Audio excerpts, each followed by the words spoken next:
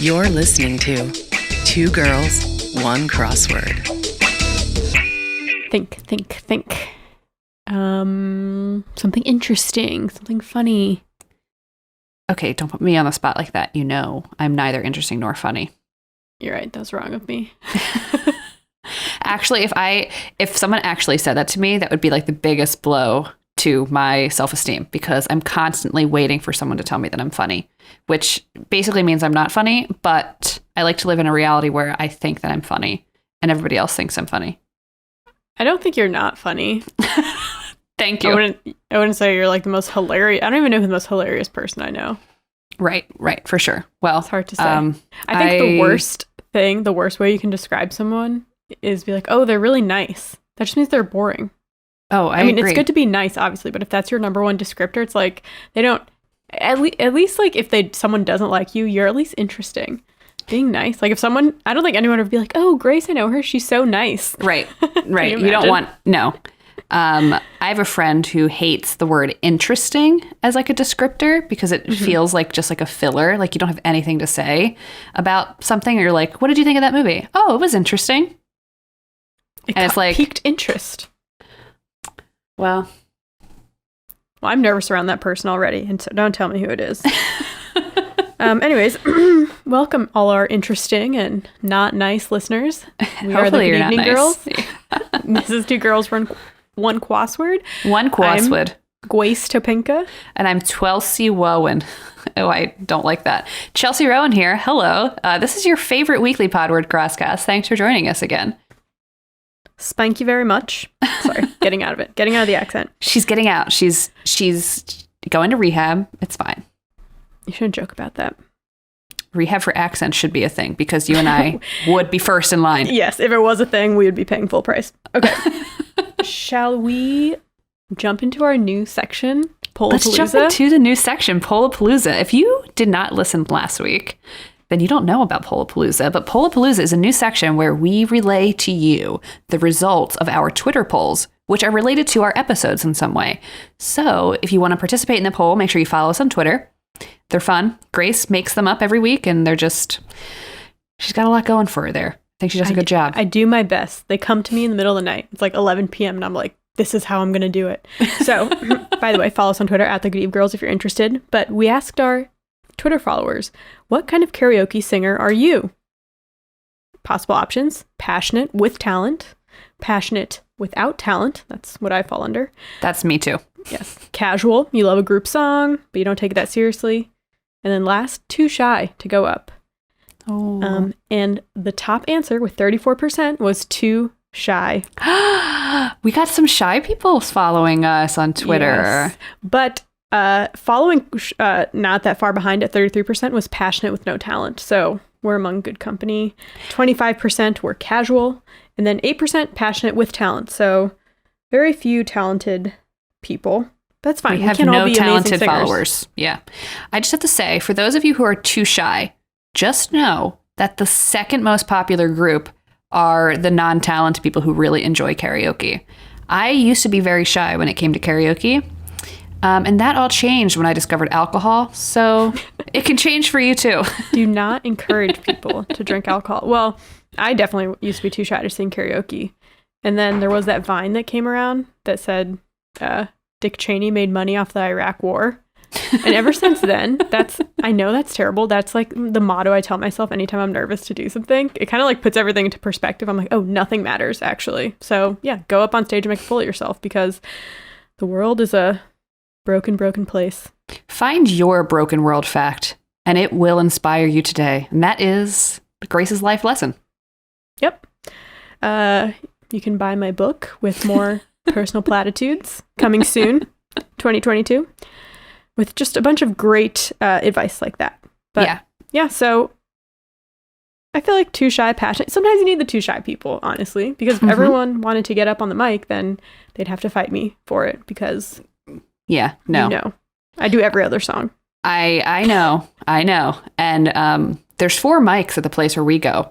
And sometimes you're just like lunging, and I'm not just saying you as in Grace, I mean like me I'm included in the royal you here. You're lunging over the table to grab the mic from somebody. And you're like, sorry. You've had enough of your Tom Petty, whatever, or Phil Collins rendition. We're taking over and we're singing Cats now. So it happens and it happens. And that's life. You love to see it. Yeah. Thank you. Thank you to everyone who voted. We love you. We love you so much. So tune in next time for our next poll. I wonder what it could be. I guess we'll find out. I don't even know. I don't know what your topic is. I know what mine is. But before we get into our topics, should we get into our heights and shites? Let's do the heights and shites, please. I have one kind of shite, a minor shite. Wait, before you hop into the actual heights and shites of the actual podcast weeks, I think there's a couple like housekeeping bits we need to do. Number one, probably the most important piece of housekeeping this week is to remind our lovely listeners that we were featured on a podcast called Girl Jam Podcast. The lovely Anchika Mester reached out to us to interview us. Apparently, she's been listening to us for ages and she loves our podcast. That was the sweetest thing and also the most surprising thing we've ever heard. And honey, we were shocked. I was shocked. And she had us on our show and it was amazing. And we had such a great time.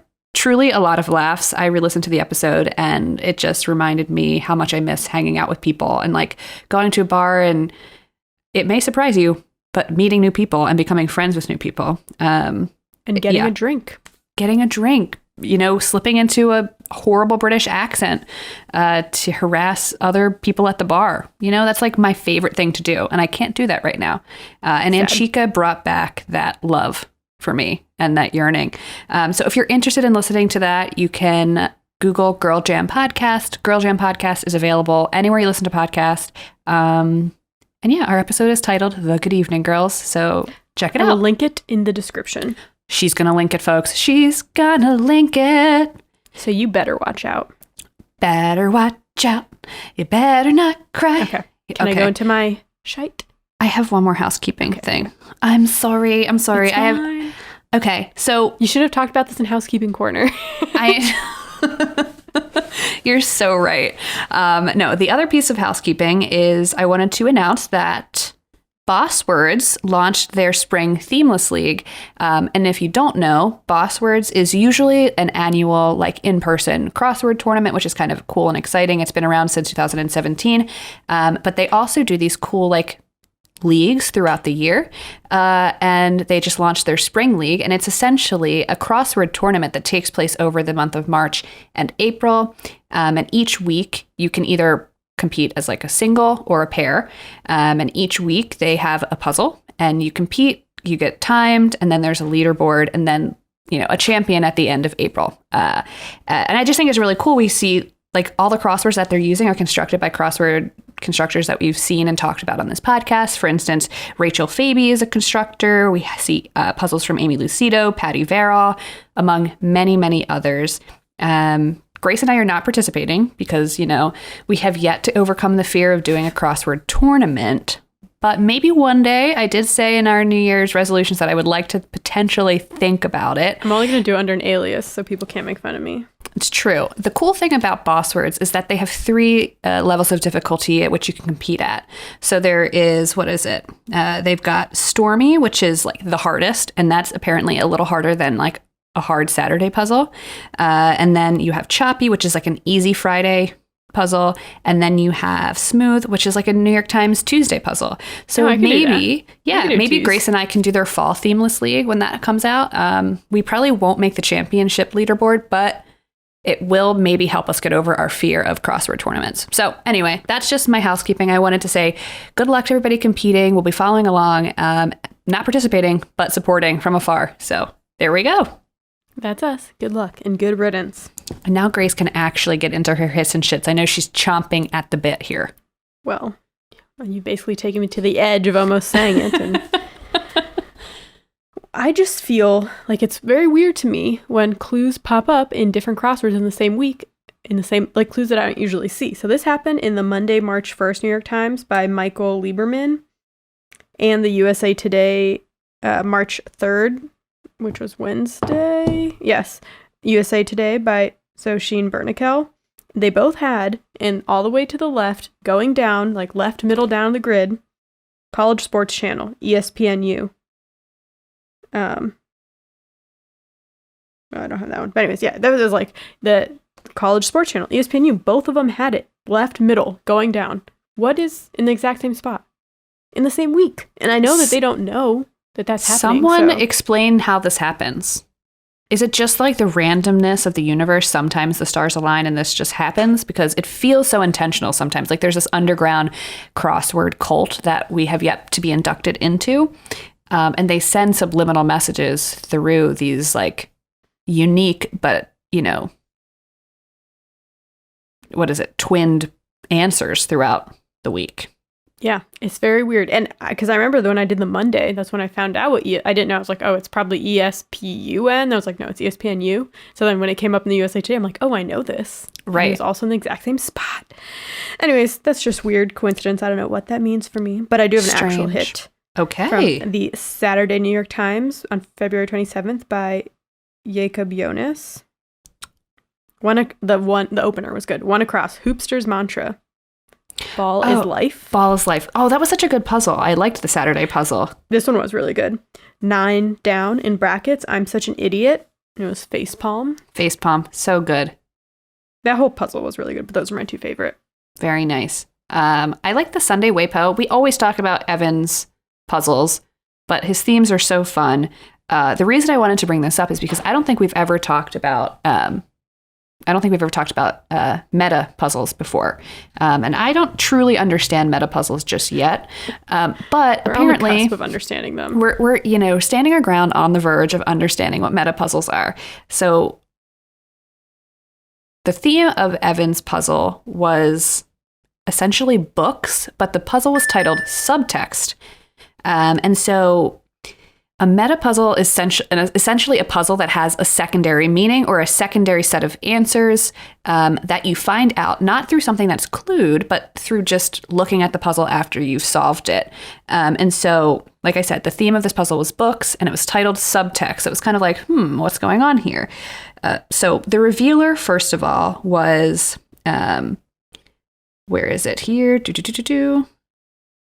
113 across, or was it 101 across? No, 113. Sorry, 113 across. And basically the answer was underlying message. And so the themed clues were all things like 101 across, Baja California, for example, and then in parentheses, Toni Morrison. And the answer was peninsula. So Baja California is a peninsula. But like, what does that have to do with Toni Morrison? I don't know. Sula was hidden in the word peninsula, and Sula is a Toni Morrison book. And so right underneath the word Sula, underlying message, and then subtext was another word. And so underneath these book titles that were hidden inside these longer clued answers was a word. And then once you looked at all of those words, it spelled out another book. And the book was The Hunt for Red October, which is a book about a submarine. Oh, see, I did the whole puzzle. I did not get the Hunt for Red October part. So I was like, this is easy. I know book things. I figured out that the book titles were in the answers. And then I figured out that there were words underneath the book titles. I did not get The Hunt for Red October because I couldn't make it that far. And then, admittedly, I had no idea that The Hunt for Red October was about a submarine, which would make, subtext and underlying message make more thematic sense. I had to look that up. But that is kind of how a meta puzzle works. There's like layers and layers and layers of puzzling involved in the puzzle itself, which I just think it's a lot of fun. And so this is one of the first times I did a meta puzzle, and I actually kind of halfway got to the answer. So I felt really proud of myself. We're well on our way. We're there. We're getting there. I love that. I didn't realize, I really did enjoy this puzzle, and I didn't realize I had that extra oomph to it. An extra step. But I did highlight a non-theme clue in this puzzle that I liked, kind of relating to an earlier episode, 58 Down, Citizen of Calcutta. It was Indian, just like seeing Calcutta clued. Not related to Mother Teresa. Yeah. Yeah. You love to see it. I do. I have a personal vendetta, apparently. There are just things that you and I don't like seeing in puzzles because I feel like, yes, you can clue things that are just facts, like Mother Teresa was in fact a person. And so you can clue that she was a person. But I feel like it takes away from like the potential subtext to call back to Evan's puzzle about like what they are or who they might have been as a person in their life. So I don't know. It's like you wouldn't clue certain like horrible dictators.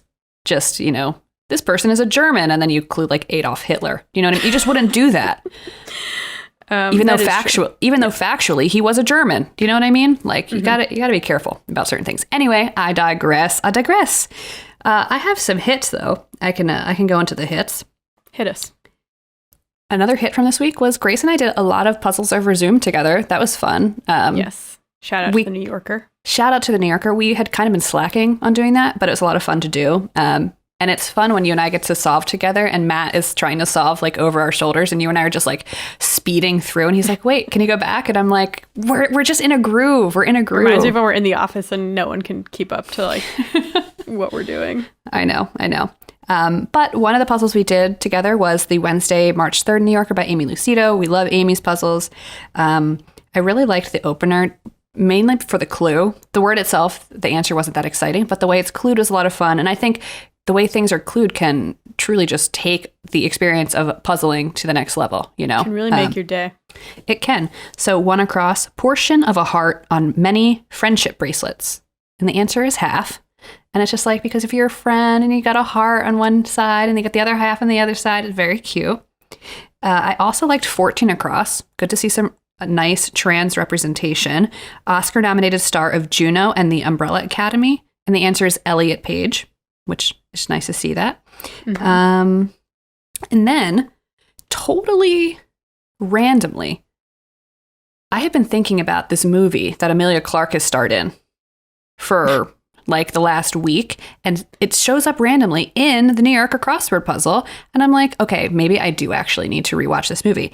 The clue was 45 across, Clark of Last Christmas, and the answer is Amelia. And if you have not seen Last Christmas, Grace and I watched it together, and it was a really strange experience. And I don't know how to explain the experience, but it felt like we were constantly on the edge of a breakthrough of some really deep, or like, I don't know, twist. Like there was going to be a twist in the movie, and then there wasn't, and then it's kind of like, no, there is a twist. There is a twist, but it wasn't the twist we thought it was. It's like the twist I thought it was. I called it from the beginning. I know, but I thought there was going to be like a double twist. You know what I mean? Like the way that they filmed the movie, it was like, well, maybe I was just out of my mind then, There was like a little gratuitous immigrant accent that they added in there for no reason, played by that was weird. That was weird. Woman who was not. What was she like? She's supposed to be Ukrainian, I think. Right. It was strange. Or something. Yeah. I can't get into how weird that movie was. It is extremely weird and just so bizarre in the bloopers. If you want to see people who think they're hilarious, listen to this podcast and then go watch the blooper reel for Last Christmas. Probably my favorite clue from that puzzle, though, just brought me back to the 90s, was 24 down. Make one's hair groovy, ? And the answer was crimp. Did you have a crimp? I mean, you have curly hair, but did you have a crimp machine or crimper? My hair does not crimp. I mean, at that time, I didn't know how I could crimp it. I didn't realize you could like blow dry it and then crimp, but no. Yeah, I had one of those and it was amazing. And then it went out of style very quickly. I've been watching, I feel like it's coming back a little bit. I have been watching the old Sabrina Teenage Witch series from the 90s. Did they crimp? Yes, she crimps. All the outfits, amazing. So many coordinations. Cardigan over a tank top, midriff showing. Yeah, that's what they call it. Oh, I love it. But okay, I do have to say that we cannot bring back low rise jeans. I'll do anything. I'll do the middle part. I'll do the flared jeans. Like I'll stop using certain emojis, but I will not wear low rise jeans. I just won't. I'm sorry. I cannot. I physically cannot in my body wear low rise jeans. They wouldn't stay up. Yeah, no. That's how the diet culture of the 90s started, was the low-rise jeans. It wasn't about the fashion. It was about your body was the fashion with low-rise jeans. All my underwear comes like up to the bottom of my boobs now. I can't wear low-rise anything anymore. Absolutely not. So that's where I draw the line in the sand. Speaking of fashion, the Wednesday, March 3rd, this is in Washington Post, but I think they take their puzzles from somewhere else because the By says LA Times, Wednesday, March 3rd by Ed Sessa. And this kind of made me laugh. 35 down, somewhat revealing t-shirt option. And the answer was scoop neck. I was like, I guess, somewhat revealing. Is it scoop neck revealing? No, I mean, I would never say that.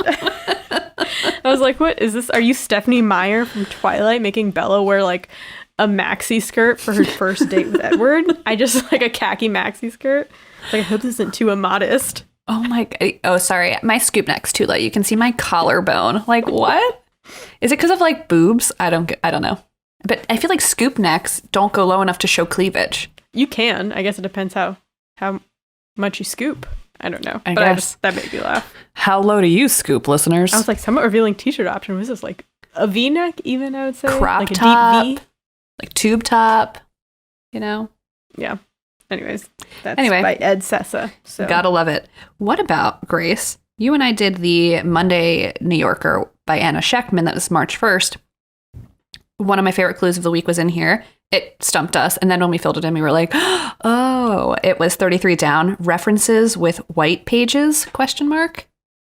And the answer was wine list. Oh, right. I was like, I don't even remember. So good. That was good. But one that threw me off, and of course it's got to be true, right? Because it shows up in a crossword. Believe everything you read in the crossword, kids. I do. But it freaked me out a little bit, and I can't figure out why. 53 across. Sources of some lean red meat. And the answer was emu. Yes. They include emu all the time. I didn't know you could eat emu, but I guess you could technically eat anything. I've eaten an emu egg before, but it's kind of freak. I guess you can. You can literally eat anything. But it was just weird to see that it clued that way. I was like, that's kind of morbid in a way. I don't know. Well, they have those strong muscular legs. You know I love those legs. I know you do. I've seen emus and ostriches at this little drive-through safari by my parents' house. And they have big old blue eyes, and they look right at you. And you just fall in love with them. Sticking their whole neck in your car. Maybe I'll post a picture. You should. Be like, you want to eat this? The answer is, the New Yorker says yes, they would eat emu. And I'm taking that as fact, so. All right, fair. Cool. So that's all I got. Yeah, that's all I got, too. Shall we flip the coin? Let's flip the coin. All right. I'm flipping the coin now.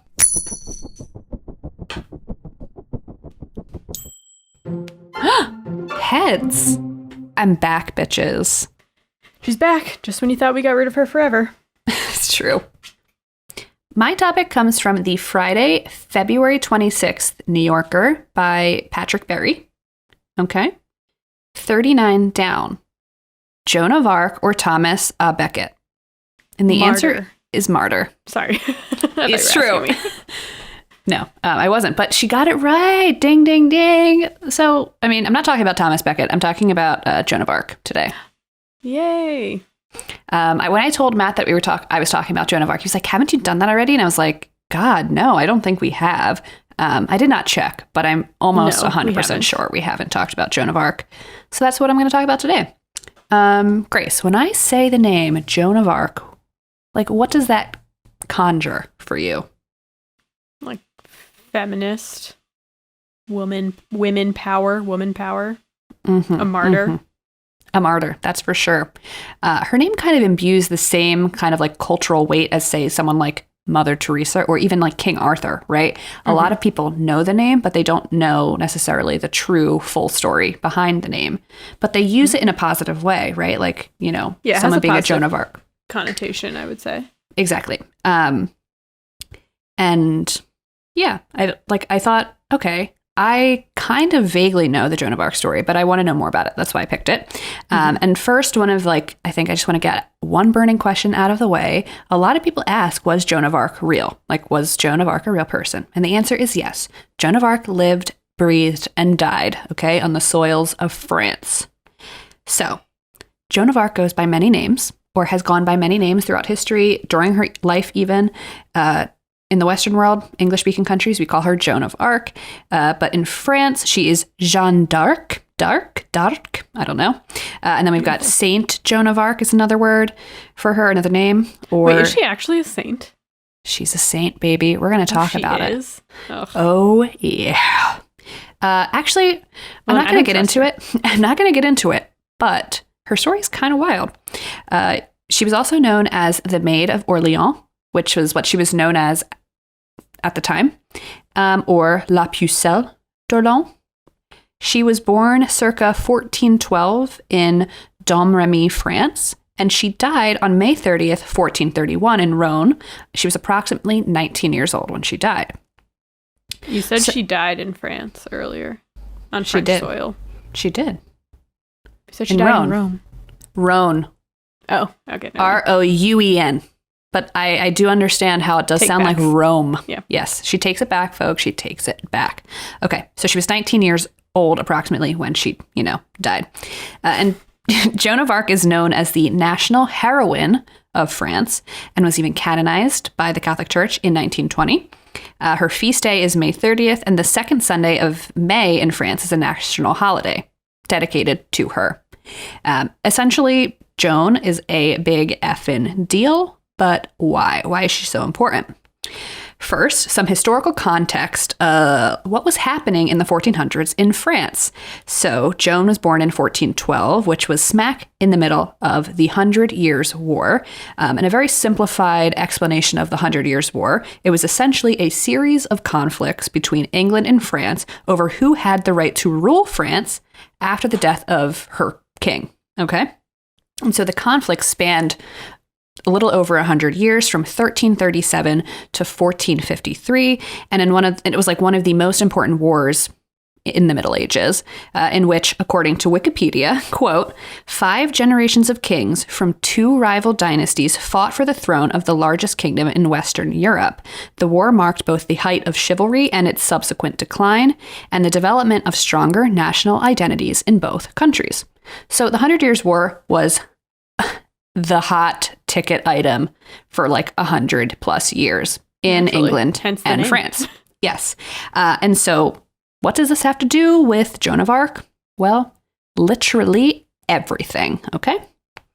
Joan's beginnings. Like I said, she was born in approximately 1412. She was born to a peasant family in a village called Domremy. It was in northeastern France. Her father was Jacques d'Arc and her mother was Isabelle Ramay. She was not taught to read or write, but her mother raised her and her siblings as devout Catholics, and as such, she came to have like a deep love for the church and their teachings. By this point in time, in terms of like history, the 100 Years' War had been going on for a while, and England had the upper hand. There was a treaty in 1420 that disinherited the French crown prince. His name is Charles of Valois, and he's very important to the story. They accused him of being an illegitimate child, so he was not allowed to take the throne. And then by 1422, most of northern France, including the area where Joan was born, was occupied by the English. So many villagers had to abandon their homes and towns under the threat of invasion and death because of that invasion. So Joan and her family were living in the epicenter of the war, essentially. Mm-hmm. So it makes sense that the 100 Years' War became everything around Joan's life because she was born into a war zone. Mm-hmm. So it all begins when Joan turns 13. And we all know that 13 is the most awkward age for some of us, as we learned in a previous crossword puzzle, right? Yes. But Joan's 13th birthday was a little different than, mine or Grace's, okay? When Joan turned 13, she began hearing voices. Okay. Voices she claimed were sent to her by none other than God himself. Okay. That's crazy. Imagine being 13 and God starts chatting with you like, hey, it's me, seems God. Suspicious. I don't know. Right. Yeah. Some omnipresent male being coming to hang out with a 13-year-old girl on the eve of her 13th birthday. Yeah. No, thank you. Anyway.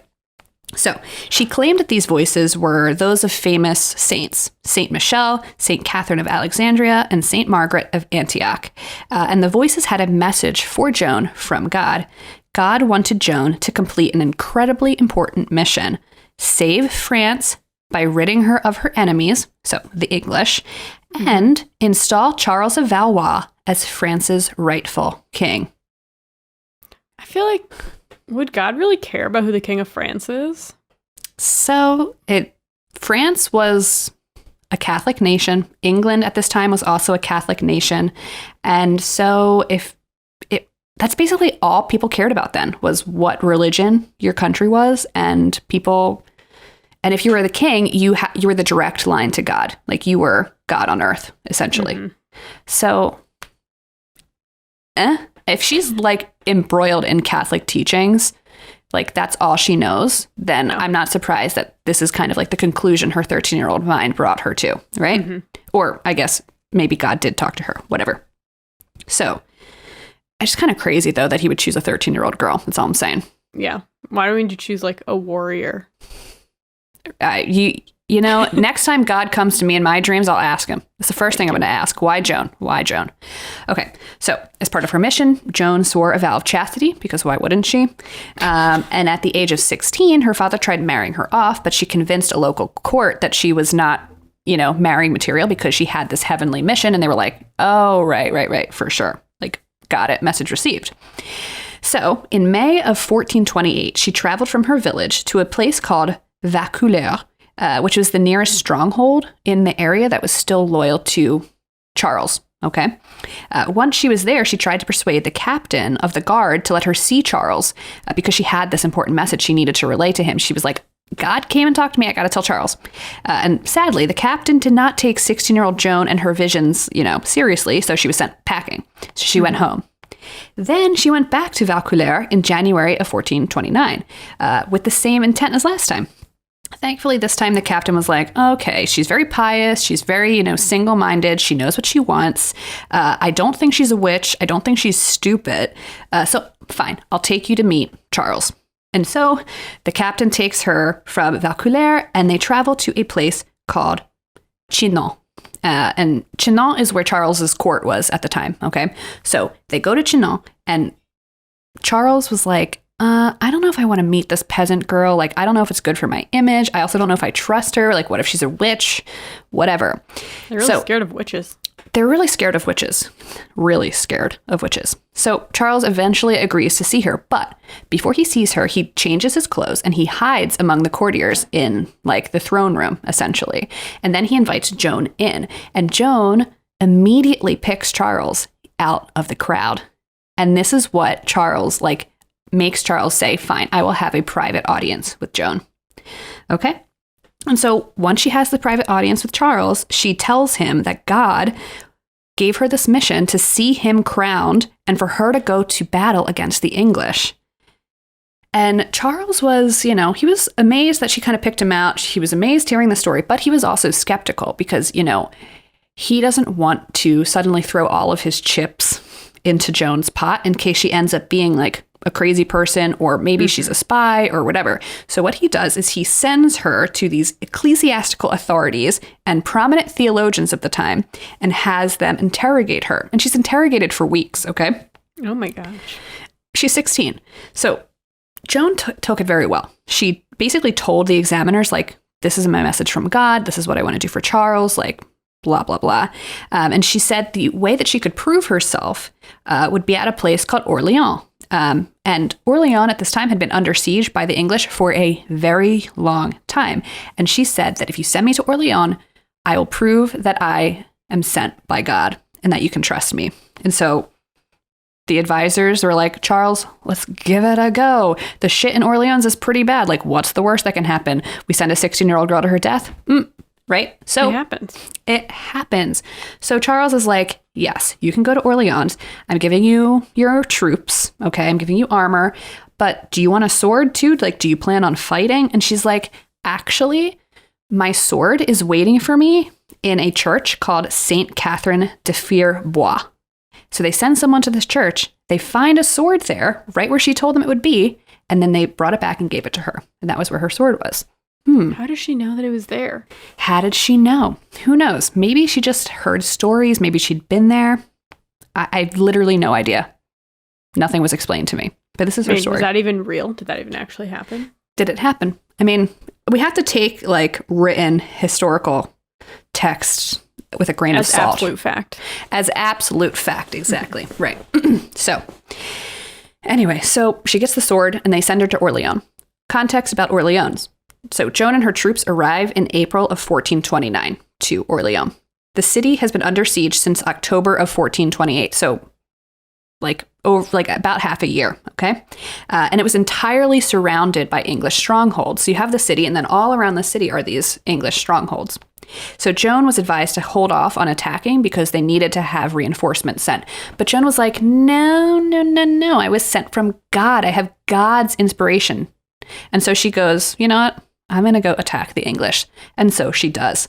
Her passion inspired the troops to take an English fort east of the city. And then a few days later, they crossed a river and took another English fort, causing the English to evacuate. Joan did not stop. They attacked the English again, and by May 7th, the English forces retreated entirely. All because of Joan of Arc? All because of Joan of Arc. They were really inspired by her. She was sent by God. She was this young girl, and she was like fighting in battle with them. Mm-hmm. Crazy. Okay, 16. Her victories continue. So Joan won a number of important battles in the days and months that followed her victory at Orleans, which basically inspired Charles to continue supporting and trusting her. And by June of 1429, she persuaded Charles to schedule and follow through with his coronation. It was really important that Charles got crowned as king, because he was considered a dauphin in France, which is just heir to the throne. But there was no king. So the English basically assumed control. They're like, we're kings then. And so unless Charles actually got crowned as king, the English didn't really have a say in international matters. So Joan was like, you need to be crowned as king, motherfucker. Like, get on the crown now. And he waffled for a while about it, but finally Joan persuaded him.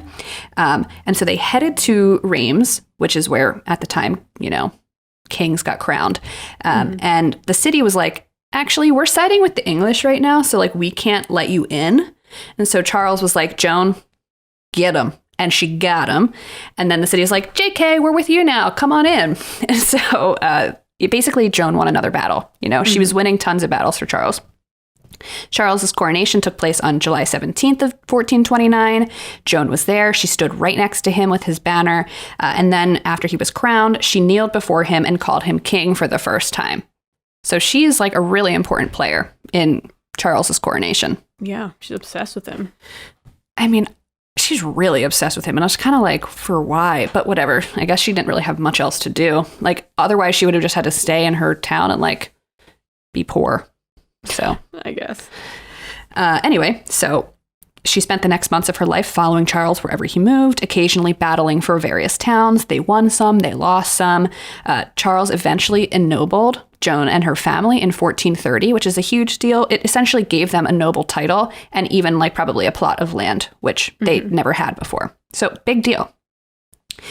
But sadly, during one instance where she was sent to capture a town with her army, Joan heard that another city of Compiègne was under siege by a Burgundian army. So Burgundy, even though they were French, were an enemy of Charles. And so she heard that this town was under siege by this enemy of Charles. And so she was like, I'm going with my troops and I'm going to take the city. And so her and her men went into the city. They repelled the enemy army. But sadly, they were surrounded by English reinforcements. So Joan realized the only way she could save her men was to give herself up. And so she was captured by the English forces. No good. And Charles, at this point, had been working towards a truce with the Duke of Burgundy, who was the leader of that Burgundian army that Joan was fighting. And so upon hearing about her capture, he made no attempts to rescue her. That's cold. It's so cold. And also another reason he didn't go in lightly. That's messed up. To put it, yeah. Another reason was because throughout the entire time she was with Charles, he was still like worried that being associated with her would do bad things to his public image. Like, she's kind of like a crazy Catholic, like, I don't know, like she's a little intense. She's on the intense side of Catholic. And he didn't want her to like be seen as a witch. He didn't want to be seen as, connected to a witch or a heretic even, because she had some pretty intense beliefs. And he was, wary of those things. And so he kind of took this as like a win-win, like, okay, I'm going to make truce with these French people. And then I don't have to deal with Joan anymore, even though she basically is the reason why I was crowned king. But forget it, So she's captured by this Duke of Burgundy, okay? And so there are these theologians at the University of Paris, and Paris at this point was still controlled by the English. The theologians wanted to put Joan under an inquisition for being a heretic. So they wrote to the Duke of Burgundy, and the Duke of Burgundy's like, screw it, take her, I don't care. And so she was sent to a castle in Rhone for that purpose of being like put under investigation. These theologians considered her beliefs not fit under the orthodoxy of the Catholic Church. And they said that she threatened the hierarchy through her claims that she communicated directly to God by means of her visions and the voices that she heard in her head. And of course, if they put her under this investigation, it would then potentially discredit Charles' claim to ruling England because he was crowned with a heretic at his side. And so if they could prove that Joan of Arc was a heretic, then they could say Charles is not actually king of France. And so they had all these ulterior motives of why they would put Joan under investigation. It's all very shady. It's political. Very political. And remember, at this point, she is 18 or 19 years old. Mm-hmm. Okay. Her trial began on January 13th, 1431.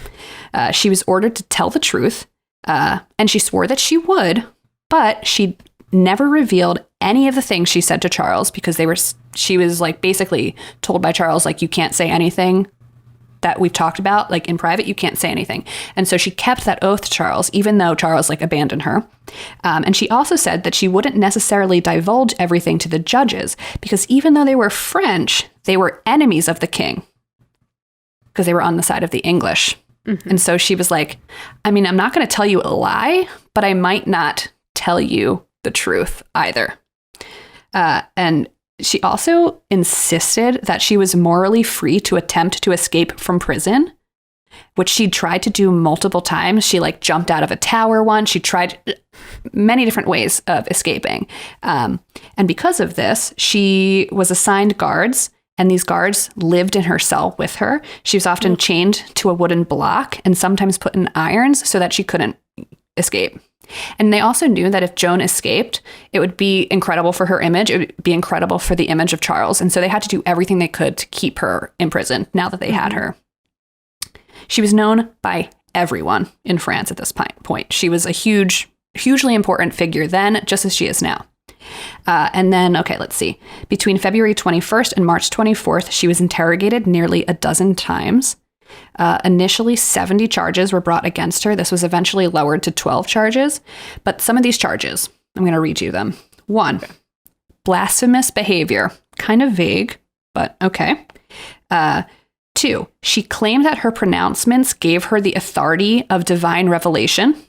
So like anything she said was like directly from God. Okay. 3, she prophesied the future, which was anti-Catholic. Okay. 4, she endorsed any letters that she wrote with the names Jesus and Mary. And there was a cult at the time called Name of Jesus. And so the Catholic Church took this endorsement of her letters as her being in this cult. Great. Different cult. Yeah. 5, she professed that she was guaranteed salvation. 6, she wore men's clothing. Say it ain't so. Say it ain't so. She had been wearing men's clothing since before she met King Charles for the first time. It was like kind of her thing. Good for her. I mean, if you're going to be like a warrior, I'm not going to like wear a dress. She's riding a horse around everywhere. But explain that to a bishop, I guess. I don't know. But the most serious charge that was brought against her was that she preferred to believe the direct commands of to God than to those of the church. So essentially, the church could tell her to do something, and she'd be like, actually, God told me to do something else, so I'm not listening to you. And the church did not like that. No, I'm sure they didn't. No. While captive, she eventually fell sick. In her weakened state, her captors pressured her to like admit that she had sinned and that she had lied and that everything she did was, for personal gain. And they pressured her to submit to the church, but she maintained her strength and did not relent. On May 24th of 1431, she was read her sentence aloud. Essentially what the church read in her sentencing was that they were going to hand her over to secular forces, which meant, the government. And what that meant for her was that the church could not sentence her to be executed, but the secular government could. Mm-hmm. And so if they were passing her off to the secular government, it was essentially an execution. And so as she heard that she was being sent to die, she kind of had like a break. And she immediately was like, I'm agreeing to renounce anything I've ever said. I'm going to live my life as a prisoner. Like, you got it, guys. I don't want to die. Because dying meant she's going to be burned to the stake. OK. Yeah. And so one of the fine points of her abjuration was that she had to wear women's clothes again. And this was a big point. So 3 days later, however, after she agreed and she signed the abjuration, she was like, I'm going to be a prisoner for the rest of my life. Her captors, her prison, like the jailers came to check on her. And they found that she was in male clothes again. Okay, but where is she getting? Wasn't she in jail? She was in jail. Okay, and there's some conjecture of whether this was something she did of her own free will. At the time, she said she did it of her own free will. But some scholars think that it's possible that she was forced into those clothes so that the church could then execute her. Mm-hmm. Anyway, so they show up to her cell. She's in men's clothing, and she says that she changed of her own free will. And she also says that, like, I take back my abjuration. Like, I don't renounce anything that I've done. And so they start questioning her, and she immediately starts answering questions in the voices of St. Catherine of Alexandria and St. Margaret of Antioch. And the judges agree that because of her wearing men's clothing, because she's speaking in like voices of different saints, that she had relapsed, and they sent her to secular officials. Sadly, that meant she was sentenced to die. She was allowed to have one more confession and receive communion for the last time. But after that, she was taken by the executioner to the stake, and the pyre was lit. Why does she want to do all this stuff with the church that basically sentenced her to death? So it's complicated because both France and England were Catholic nations at the time. Mm-hmm. And the king of, King Charles and the King of England, they're related distantly by like moms and aunts and shit. Without getting into like the history of the 100 Years' War, basically England was like, the King of France died, so that means I'm the king, and the, other male heirs in France were like, no, I'm king. And so it became this huge battle. And this was directly before the Tudors. And it was during the Tudor dynasty that England broke from the Catholic Church. And became the Church of England. Exactly. So it's complicated. And this is not a 100 Years podcast, so I can't answer your question exactly. But she was part of the Catholic Church that was on the side with Charles, essentially. I see. So it's a huge thing. Anyway, so the pyre was lit, and she died of smoke inhalation. There was an English cardinal present, and he was recorded as having ordered for her body to be burnt a second time. And after her body was burnt a second time, her organs remained. Like, her organs were still there. And so they burnt her body a third time. And then they threw her cinders and her debris into the Seine. 19 years old. 19. That's horrible. Yes. And from Britannica.com, they say, quote, "To the last, she maintained that her voices were sent of God and had not deceived her." So there is like a Dominican monk present at her burning, and he held a cross up so that she could watch the cross and like die watching the cross. And she never, even though she was dying, and the captors kept asking her, like, do you renounce? Do you renounce? She never did. These people, I mean, a lot, but yeah, it's sad, right?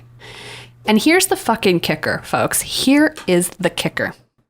20 years later, Charles is still around. He's the King of France. He decides to order an inquiry into the trial of Joan's trial, right? At the petition of Joan's family. And by 1456, her sentence from 1431 was revoked and annulled because the people who had done the trial were corrupt. 20 years too late. She already got burned 3 times. Hello. And like I said earlier, she was canonized in 1920 by Pope Benedict XV. And yeah, there's some doubt that has been raised as to whether Joan was actually born to a peasant family, which I think is interesting to think about. She had an extraordinary grasp of battle tactics. She had an incredible skill at horsemanship. And could it be that she was actually born to like a noble family? There are some scholars that say that maybe she was actually an illegitimate sister to Charles, and that's why she cared so much about him. I mean, all of this is conjecture, and I couldn't find historical or literature on this fact, but just throwing out some tidbits of like, why was she so good at this? Conspiracy theories, you love it. But there's no way to know for sure whether these were true. Other questions have been raised, and mainly about her visions and the voices that she heard. What info we do have about her visions come from the trial transcripts. One of the most interesting things about the Joan of Arc case is that her trial is incredibly well documented. Like, every single question that was asked and every single answer that she provided is well documented. And then the retrial 20 years later was also really well documented. And so in those transcripts, we learn about her birth, her childhood, how she came to meet Charles, all of her military conquest. And so we kind of have to take some things with a grain of salt because it came from these two trial transcripts. But I just find it really interesting at how well documented it is. Anyway, so she talks about her visions a little bit in these trial transcripts. But it's kind of hard to glean information because she was really reluctant to share anything she had previously sworn not to tell, meaning she had sworn not to tell because she had told it to Charles. Most of her visions and like the voices, she would tell directly to King Charles because it helped her decide, figure out what town are we going to take, what action should we do, etc. Some scholars have attempted to explain that her visions were due to some like psychiatric or neurological disorder like epilepsy, migraines, tuberculosis, schizophrenia. This is often debunked, though, because there isn't concrete evidence that Joan suffered from any other symptoms to be diagnosed as having some psychiatric or neurological disorder. So it's just basically just the voices and the visions that, were quote unquote wrong with her, right? And also, it's really important to note that she was really, she remained really clear-minded and astute until the very end of her life, given the circumstances of like her extraneous period as a prisoner or the extreme duress that she experienced while living as a prisoner. So no matter how her accusers treated her or spoke to her, they like threatened her with physical violence, rape, like anything you can imagine. And they would constantly they would ask her a question, then immediately change track and like ask her a different question. And no matter what they did, she remained very clear, very like to the point.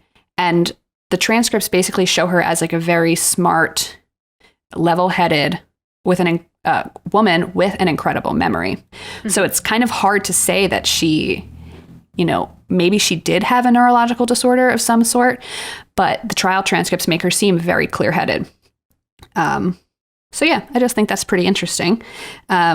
Whether or not she was lying about having visions or hearing voices, and regardless of whether she wore men's clothing or not, she was incredibly important to the effort of establishing Charles on the throne and freeing France from England's grasp. Thanks to Joan, Charles was able to succeed in what 4 generations of French kings could not do, expelling the English from French lands and ending the 100-Year War. Hello. And then another quote from Britannica to, end us off. Quote, "Her place among the saints is secured, not perhaps by the somewhat dubious miracles attributed to her, but by the heroic fortitude with which she endured the ordeal of her trial, and, except for one lapse towards its end, by her profound conviction of the justice of her cause, sustained by faith in the divine origin of her voices. In many ways a victim of internal strife within France, condemned by judges and assessors who were almost entirely Northern French in origin, she has become a symbol of national consciousness with whom all French people of whatever creed or party can identify." Well. And that is Joan of Arc. She was treated horribly, in my opinion. You think? She was burned at the stake. It's about as bad as it can get. Yeah. Anyway, there's some incredible depictions of Joan of Arc, like from the time, from directly after, from more contemporary times. I can't wait to share some on our Instagram because they're really beautiful. I also fucking love that she wore men's clothing and like refused to wear women's clothing. Like, good for her. Especially at that time. I'm sure women's clothing was like... Not fun. Yeah. So that's Joan. That's Joan, baby. My topic comes from the Waypo Sunday, February 28th puzzle by Evan Bernholz, and it is 91 down. It's flipped in a library. A page? Yes. Libraries? Yeah. Pages. No, yes. My topic is on libraries, mostly U.S. public libraries, which you know I love. Yay! I've been a patron for many years. Can you finish Grace this actually... Oh, sorry. Go. You go first.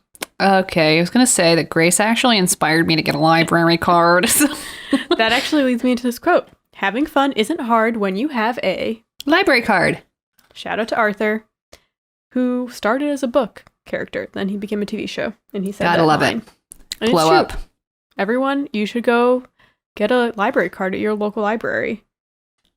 They have everything there. It's amazing. Like, you think like, oh, where can I get a movie for free? Or where can I get a book for their fucking library? Your library. Yeah, you your can library. Get ebooks for free. You can get audiobooks for free. You take them back, but you know, it's nice. You don't have to So you have to give them back eventually.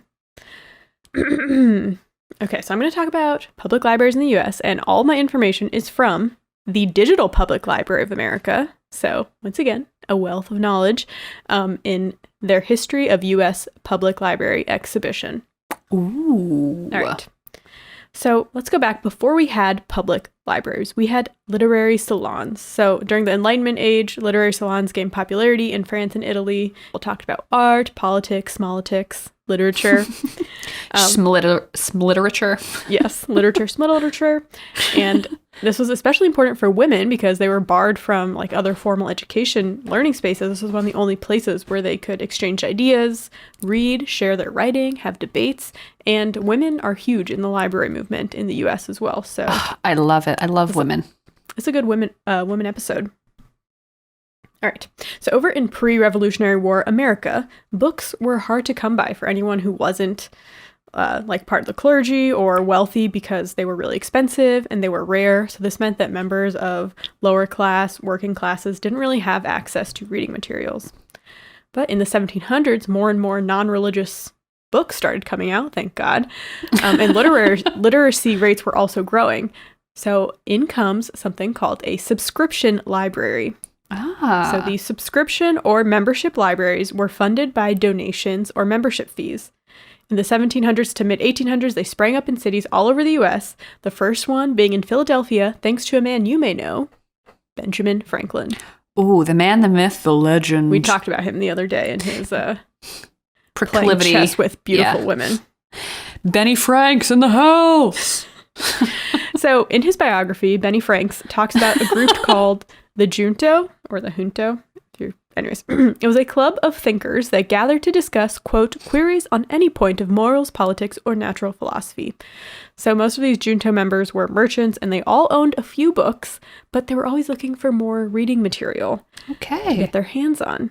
So in 1731, they created the Library Company, and with the money from the Junto members and a 40-shilling investment each from all Library Company's 50 members, they put in their first book order to London. Wow. So they created their own little private library. Okay. And many of the library's books in the beginning were on religion and education, blah, blah, blah. The collection eventually expanded to broader topics. And another important feature of the Library Company was that most of their books were written in English, because at the time, private libraries and like university libraries had a lot of books in Latin. And like, who has time for that, honestly? Who has time for Latin? Am I right, ladies? Exactly. So library members, people who paid their subscription fees, they could access these books whenever they pleased. And non-members would have to provide collateral for their borrowed book. So, you know, leave their driver's license at the desk or something. Right. Mm-hmm. Or their cow, whatever it is. Yeah. So in 1790, a city called Franklin, Massachusetts, named after Ben Franklin. Benny Franks. Yes, asked Benny if he would donate a bell everyone loved bells back then, I guess. I love a good bell, even today. But Franklin said that sense was more important than sound, and he donated a collection of books instead. Wow, thanks. And the town got together and they voted that the book should be free to lend to anyone in the town, forming the nation's first ever public library. Oh, you gotta love it. You gotta love it. So public libraries began spreading around the country after the Civil War, and these libraries were governed by a board and funded by taxes, as opposed to membership fees like the private libraries. But Sorry, imagine if this was introduced today. Oh, no. People would be like, that would never work. My tax is going to free books. God forbid I help people. And it's more than just books. We'll get into that later. But yes, more importantly, these libraries were open to all. They do not charge for their services, and they focus on serving the needs of the general public. Oh, you gotta love it. The first totally tax-supported library was established in Peterborough, New Hampshire in 1833, but the first large public library was the Boston Public Library, founded in 1848. It opens its doors in 1854, and all of Massachusetts residents could borrow from its collection, which had 16,000 volumes. That's amazing. Yeah, so shout out to Boston. Basically, the early U.S. library movement was a boys' club. It was run by New England boys or men from the New England's elite families, and they saw being librarian as almost like an educational missionary. I hate to use that word, but this is a quote from the exhibit, bringing civilization and reform to the masses through educational opportunity. Many of them left careers in law or ministry to become librarians, so it was seen as like a very high-powered job. Boring. And then women often volunteered at the libraries for free, might I add, to work with children. In 1876, 103 librarians from across the country, 96 of them were men, only 13 were women, founded the American Library Association, or the ALA. It's still around today. Yes, it is. And the purpose of this group was to, quote, enable librarians to do their present work more easily and at less expense. Makes sense. It was still, even though women were working like all the admin jobs, it was still run by men. In 1904, librarian Mary Cutler Fairchild noted in her research that women outnumbered men in the workplace, but usually held admin jobs without administrative responsibility. In addition, women did not hold positions offering the highest salaries, but rather appeared to perform the same level of work for less compensation. So, 1904, what year are we in now? Anyways. And this disparity would be reflected in library schools. So the first library school opened up in 1887 as Columbia University School of Library Science, founded by Melville Dewey. You may know him as the creator of the Dewey Decimal System. But after 2 years, the program left Columbia and became the New York State Library School for the next 37 years. And much like the libraries, library schools were directed by men, but operationally run by women faculty members who taught most of the classes. Wow. And many of these library school programs were run not out of colleges, but out of working libraries staffed by women. And this model allowed librarians to share their professional experience through courses, course cataloging, collection development, reference, and children's librarianship. But at the turn of the 20th century, things started to shift. Library science became a career for primarily white, middle, and working class women who could not afford or didn't want to go to college. It also became a second career option for women who decided that teaching didn't work out. So it started to become less of like a high esteemed career. So then women took over. But among the career paths available to women at the time, librarianship appealed to many because the training was relatively short. The career path offered public service, and the nation was expanding westward, so women could move to like a new city. It was basically their ticket out of wherever they were from, and I love that. Nice. So library jobs in the eastern, more populated areas of the country became highly competitive, and many women librarians were compelled to move to rural, southern, and remote western destinations and get leadership positions in smaller libraries. But it wasn't always an easy transition because a lot of these small towns, they didn't have the resources, they were underfunded, and libraries were more of just like a place to hang out, not necessarily an educational resource. But the librarians were there to change that. They turned their libraries into cultural centers at the heart of their towns. It's a quote from the exhibit. Far from embodying the stereotypical image of the shushing, uptight spinster, this generation of independent women librarians innovated ways to provide access to information with few resources and perform tasks like horseback book delivery that were considered men's work. Amazing. So they worked with schools and parents and workplaces to spread resources around the town. They delivered books to like super remote locations, and the librarians were treated as valued members of the community. Wow. Which, as a woman, was hard to come by at that time. Mm-hmm, mm-hmm. Should be noted, though, that a lot of the staffing gaps due to low budgets were filled by middle and working class volunteers. So basically, built off free labor, just like everything else in this country. But these women weren't just library professionals. They were pioneers in their field and in women's rights within the profession. So a couple examples. Tessa Kelso, she was a controversial Los Angeles city librarian who, from 1889 to 1895, transformed the Los Angeles Public Library using methods considered radical at the time. Ooh. But basically, she got rid of membership fees, she pushed for open stacks, and established the first systematic training for any type of library employee, which is a lot of stuff that we still use today. Yeah. In 1948, African-American activist and librarian Jean Blackwell Hudson was appointed acting curator of the Division of Negro Literature, History, and Prints at the 135th Street County Cullen branch of the New York Public Library. And over the next 32 years, Hudson would lead the growth of the collection and the development of the Schomburg Collection for Research in Black Culture, which is now an international research institution and a leader in its field. Damn, I love women. Yes. Mary Wright Plummer helped found and then directed the Pratt Institute Library School, which was a progressive alternative to the elitism of the other type of library education. And along with her colleague Josephine Rathbone, she pioneered education for children's librarians. Amazing. But do you know who holds the nickname for the patron saint of libraries? I'm pretty sure this is not a real saint. No. He's not a real saint. Can't be. Is it Benny Franks? No. Mr. Andrew Carnegie. Right. The Carnegie Library in New York, right? Mm-hmm. There's a bunch of them. So, in 1920, that was 150 years after Ben Franklin first made his initial donation of books to Franklin, Massachusetts.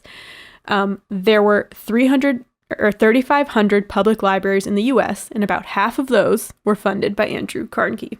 Damn. So he did a lot. A little bit about Carnegie. He was born in Scotland. He moved to Pittsburgh with his family when he was 13, and he grew up in poverty, but he would spend Saturday afternoons at a local private library at the invitation of a rich Pittsburgh man. So he could only get there because he was invited. It's private. But he grew up, and he made a fortune as a steel tycoon, and his reputation wasn't that great because his work basically hurt working class people, as tycoons are wont to do. So he tried to rehab his image through philanthropy, and that was mostly by establishing free libraries because they were a huge point in his life growing up. So the first Carnegie Library was built in his hometown of Dunfermline, Scotland, and the next one just outside of Pittsburgh.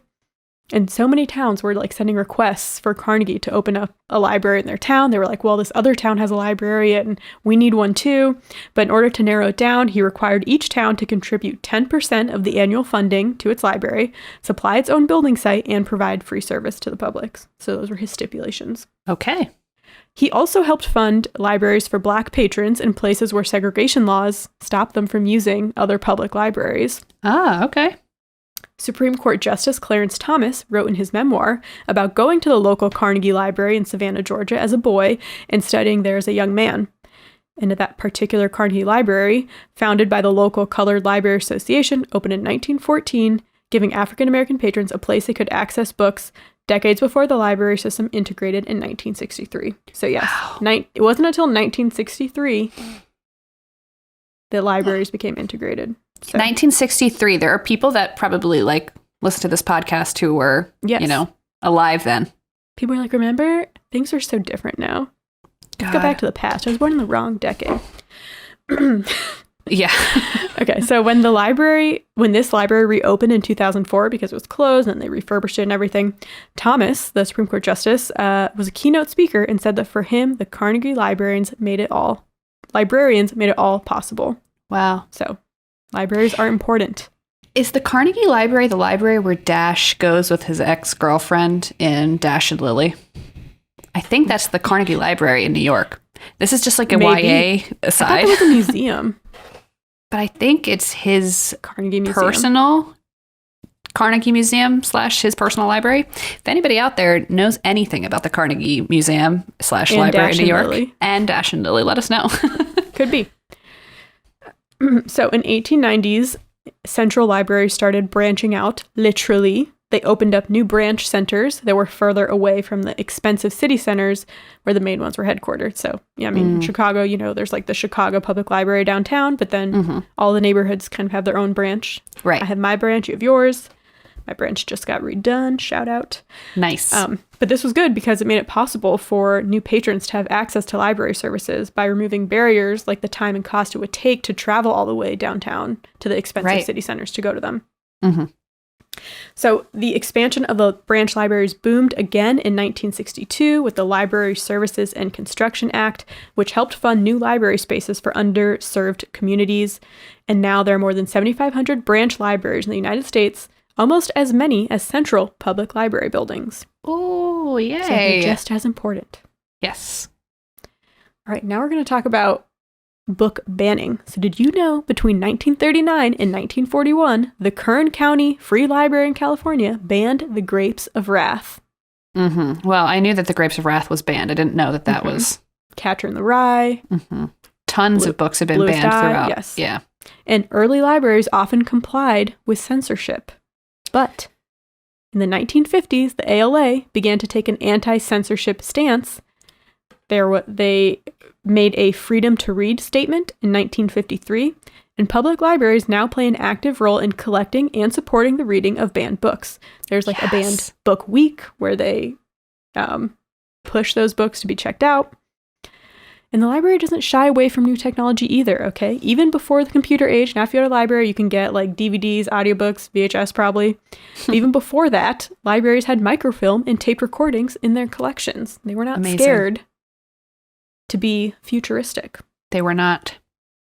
But a cornerstone of librarianship is the emphasis on social responsibility and serving the public. Typically, these include educational programs like summer reading groups for children, discussion groups for adults, as well as spaces to host external clubs and groups from the community. The 21st century saw programming include computer and other STEM skill building activities, hosting of concerts, art exhibitions, gaming, and of course, free internet. Love that. I know my library has free after-school tutoring for kids. They have like a teen center where you can go, you can rent like audio equipment to record a podcast if you want to. Exactly. I wish I had, like, I probably did have that when I was a kid, but I didn't actually know. We didn't have podcasts back then. We didn't have podcasts. Not readily available. Right. No. Oh, some of my favorite memories from childhood was going to the public library and doing like the summer reading challenge and like checking out books. Oh, the smell of a library. You used like one of your first computers was when I was at a library. You know what I mean? Like, and it's free internet, and they have like resume building classes. You know, they are a really good resource for people who otherwise wouldn't have access to that kind of stuff. Right. So I'm going to end with a quote from R. David Lanks, who's a professor and director of the School of Library and Information Science at the University of South Carolina. He says, quote, "Bad libraries build collections, good libraries build services, great libraries build communities." Oh, my heart. My little heart. And there was like so much more to this, but I couldn't go into it. But, you know, in certain communities where there's like a huge immigrant population, like for example, there's a neighborhood in New York where there's a lot of Puerto Rican immigrants, and the library like made it a goal or whatever to get a lot of Spanish literature there so that it would, you know, help these people become part of the community and give them more resources and stuff. And that is true of like libraries all over. So I love that. We actually have a close friend that is, you know, she went to library school and now she's an archivist, but I would love to hear what she has to say about library history. Yeah. I mean, of course, there are some issues, like the whole segregation thing, not to be glossed over. But I would say today, libraries are one of the only like truly free public services. Imagine if our whole country had worked like the library does. But imagine. You should Go to your It's library, kind of like- support your local library.